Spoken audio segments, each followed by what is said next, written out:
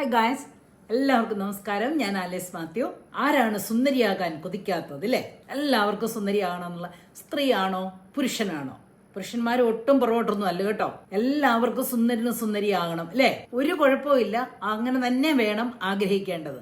എന്നാൽ നമുക്ക് പ്രായമൊക്കെ ആയി വരുമ്പോഴേത്തിന് ആ ഫിസിയോളജിക്കൽ ചേഞ്ചസ് നമ്മളുടെ മുഖത്തൊക്കെ കാണും. മുഖത്തൊക്കെ ചുളിവുകൾ വരും, ലൈൻസ് വരും, ലാഫ് ലൈൻസ് ആയിട്ടും അല്ലാത്ത ലൈൻസ് ആയിട്ടും, പിന്നെ കഴുത്തലെ സ്കിന്നൊക്കെ സാഗ് ചെയ്യുന്നതായിട്ടും എല്ലാം വരും. ആ ഒരു എലാസ്റ്റിസിറ്റി ഒക്കെ കുറേയൊക്കെ നഷ്ടപ്പെട്ടിട്ട് അങ്ങനെ ഒരു ചെറിയൊരു അഭംഗി ഉണ്ടാകാറുണ്ട് അല്ലേ? എന്നാൽ അതിനെയൊക്കെ ചില കാര്യങ്ങളൊക്കെ ചെയ്താൽ, അല്ലെങ്കിൽ ചില എക്സർസൈസ് ഒക്കെ ചെയ്താൽ, അതിനൊക്കെ ആ ചുളിവുകൾക്കും ആ സ്കിൻ സാഗിങ്ങിനും ഒക്കെ ചെറിയൊരു മാറ്റം കേട്ടോ. വലിയ മാറ്റമൊന്നും ആരും എക്സ്പെക്ട് ചെയ്യരുത് കേട്ടോ. നമുക്ക് പ്രായം കൂടും തോറും 30 വയസ്സിലും 40 വയസ്സിലും ഒക്കെ ചെയ്യാൻ തുടങ്ങിക്കഴിഞ്ഞാൽ കുറച്ചൊക്കെ കൂടെ ബെറ്റർ ആയിരിക്കും കേട്ടോ. ഇപ്പം എന്നെയൊക്കെ പോലെ 70 വയസ്സൊക്കെ ആയിട്ടുള്ളവർ ചെയ്യാൻ തുടങ്ങിക്കഴിഞ്ഞാൽ ഇച്ചിരി വിഷമമാണ്.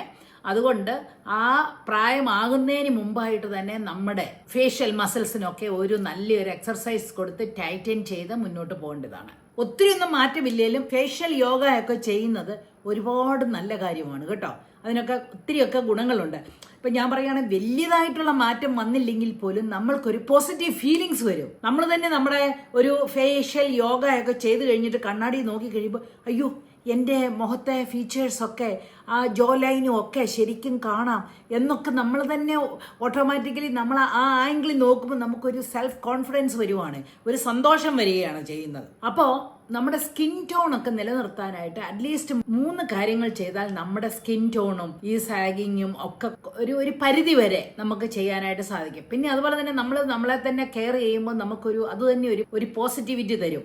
നമ്മൾക്ക് അറിയാതെ തന്നെ നമുക്കൊന്ന് ചിരിക്കാനായിട്ടും നമ്മളെ തന്നെ ഒന്ന് അഡ്മയർ ചെയ്യാനായിട്ടും സാധിക്കും. ഒന്നാമതായിട്ട് നമുക്ക് വേണ്ടത് നമ്മുടെ സ്ലീപ്പിംഗ് പൊസിഷൻ. എത്ര പേരുണ്ട് സൈഡിലോട്ട് ചെരിഞ്ഞ് കിടന്നുറങ്ങുന്നവര്, ഈ സൈഡിൽ അല്ലെങ്കിൽ മറ്റേ സൈഡിൽ കിടന്നുറങ്ങുന്നത്? എന്നിട്ട് നമ്മൾ രാവിലെ എഴുന്നേറ്റ് വരുമ്പോൾ നമ്മുടെ മുഖത്തിനൊരു പഫിനെസ് കാണുകയല്ലേ? ചില സമയത്ത് നമ്മൾ എങ്ങോട്ട് തിരിഞ്ഞു കിടന്നോ ആ സൈഡിന് കുറച്ച് വീക്കമുള്ളതായിട്ട് തോന്നിയിട്ടുണ്ടോ? ഇല്ലെങ്കിൽ ഇനിയിപ്പോൾ നിങ്ങൾ സൈഡിലോട്ട് കിടന്നുറങ്ങിയിട്ട് രാവിലെ എഴുന്നേക്കുന്ന ഉടനെ തന്നെ കണ്ണാടി പോയിരുന്ന് നോക്കണം. സിമിട്രി ആണോ, അല്ലോ എവിടെയെങ്കിലും ഇച്ചിരി വീക്കം കൂടുതലുണ്ടോ? കണ്ണിന്റെ അവിടെ ഇച്ചിരി പ്രായമുള്ളവർ കേട്ടോ, പ്രായം കുറഞ്ഞവർക്കൊന്നും അത്ര കാണത്തില്ലായിരിക്കും. ഇച്ചിരി പ്രായമുള്ളവരൊക്കെ നോക്കിയെന്നാൽ ആ കണിശമായിട്ട് പറയാൻ സാധിക്കും. അപ്പോൾ അങ്ങനെ നമുക്ക് ആ പഫിനെസ് വരുന്നതിന്റെ കാര്യം എന്നാന്ന് പറഞ്ഞാൽ, നമ്മൾ ഒരു സൈഡിലോട്ട് ഇങ്ങനെ കിടക്കുമ്പോഴത്തേന് ഈ പ്രഷർ കൊടുക്കുമ്പോൾ ഇവിടെ നല്ലപോലെ സർക്കുലേഷൻ ഒന്നും വരത്തില്ല. അപ്പോഴത്തേന് നമുക്ക് അവിടെയുള്ള ലിംഫ് ഡ്രെയിനേജ് ഒന്നും ശരിക്കും പോകാതിരിക്കുമ്പോഴത്തേന് അത് നമ്മൾ അങ്ങ് അക്യുമുലേറ്റ് ചെയ്യുകയും കൂടെ ചെയ്യും നമ്മുടെ ഫേസിലോട്ട്. ആ ഒരു സൈഡിലോട്ട് ഇങ്ങനെ ആകുമ്പോൾ അവിടെയോട്ട് നമുക്ക് കുറച്ച് വീക്കം വരും. അതിന് ബെസ്റ്റ് തിങ് എന്നാന്ന് പറഞ്ഞാൽ നമ്മൾ തല നേരെ വെച്ച് കിടന്ന് ഉറങ്ങണം. ചില ബുദ്ധിമുട്ടുള്ള കാര്യമാണ്, പക്ഷെങ്കിൽ അതൊന്ന് പ്രാക്ടീസ് ചെയ്യാനായിട്ട് നോക്കിയെന്നാൽ വളരെ നന്നായിരിക്കും കേട്ടോ. അപ്പൊ അങ്ങനെ ഇരിക്കുമ്പോൾ നമ്മുടെ ഫേസിലോട്ട് പ്രഷർ ഒന്നും വരത്തില്ല. നമ്മൾക്ക് രാവിലെ എഴുന്നേൽക്കുമ്പോഴേത്തിന് ഒരു ചെറിയ വ്യത്യാസം കാണും. മുഖത്തിന് എല്ലാം സിമിട്രി ആയിരിക്കും. അങ്ങനെ ആ കണ്ണിന്റെ ചുറ്റിനും ഒരു ഫ്ലൂയിഡ് ഒക്കെ അക്യുമുലേറ്റ് ചെയ്യുന്നൊക്കെ കുറയുവാനായിട്ട് സാധിക്കും. അതുകൊണ്ട് ഒന്നാമതായിട്ട് വേണ്ടി നിവർന്ന് കിടത്ത് ഉറങ്ങാനായിട്ടൊന്ന് ശ്രമിച്ചാൽ ഒരുപാട് നല്ലതായിരിക്കും കേട്ടോ. പില്ലോയിൽ തല വെച്ചിട്ട് നേരെ കിടന്ന് ഉറങ്ങണം. അത്ത ദിവസമൊക്കെ വിഷമമായിരിക്കും.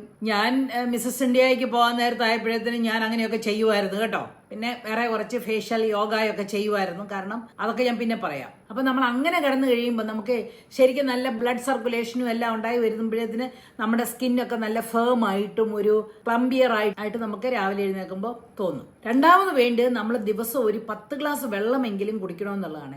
നമ്മുടെ സ്കിന്നൊക്കെ സാഗ് ചെയ്യാനായിട്ടുള്ളതിന്റെ കാരണം, മെയിൻ ആയിട്ടുള്ള കാരണം എന്ന് പറഞ്ഞാൽ നമ്മൾ ഇനഫ് വെള്ളം കുടിക്കുന്നില്ല, അല്ലെങ്കിൽ ഫ്ലൂയിഡ്സ് നമുക്ക് ചെല്ലുന്നുള്ളതാണ്.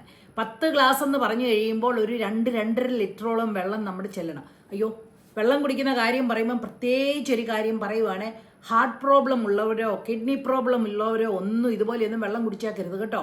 കാരണം അത് അവർക്ക് കൂടുതൽ കോംപ്ലിക്കേഷൻസ് വരും.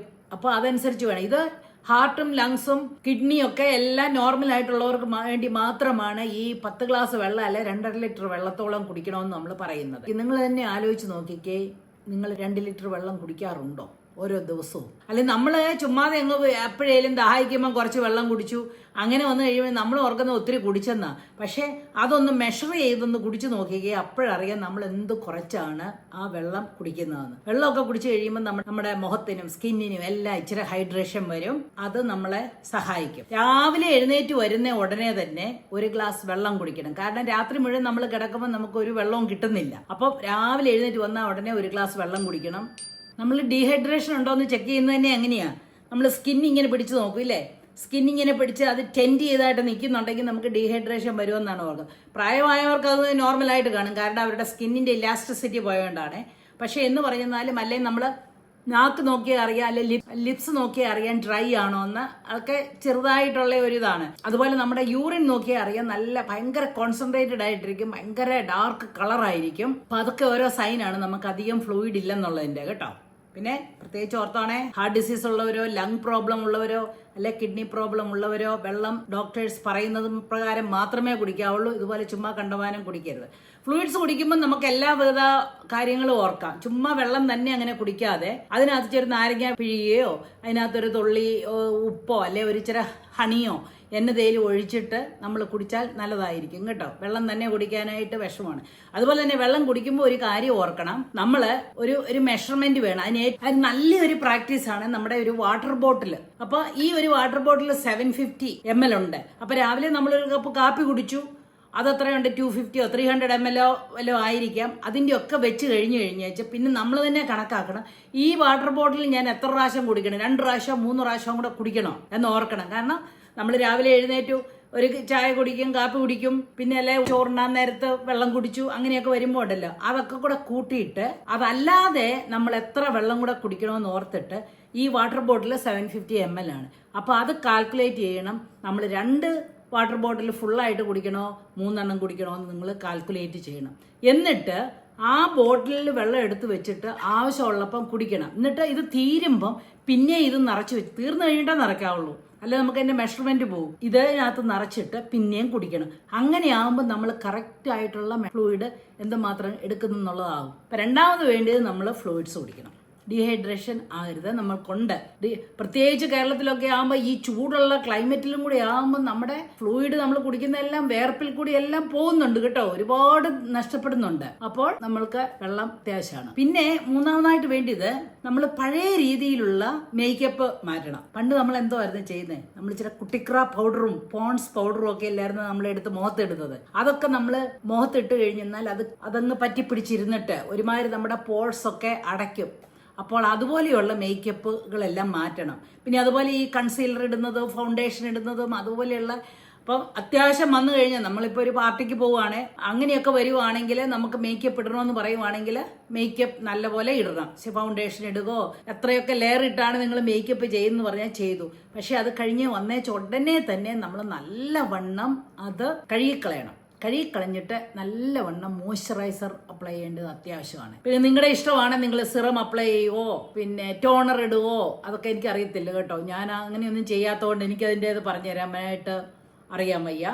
എനിവേ നിങ്ങൾക്കത് ഹെൽപ്ഫുൾ ആണെന്ന് പറയുകയാണെങ്കിൽ അത് ചെയ്യുക. അപ്പോൾ അറ്റ്ലീസ്റ്റ് ഈ 3 കാര്യങ്ങൾ ശ്രദ്ധിച്ചു കഴിഞ്ഞാൽ, ഒന്ന് തന്നെ ഉറങ്ങുന്നതിന്റെ കാര്യം പറയാൻ, നമ്മുടെ മുഖത്തിന്റെ ആ പഫിനെസ്സും എല്ലാം മാറും. അതുപോലെ തന്നെ പിന്നെ വെള്ളം നമ്മൾ കുടിക്കുന്നുണ്ടോ എന്ന് ചെക്ക് ചെയ്യണം. പിന്നെ നമ്മൾ നമ്മുടെ മേക്കപ്പിന്റെ കാര്യം ഓർക്കണം കേട്ടോ.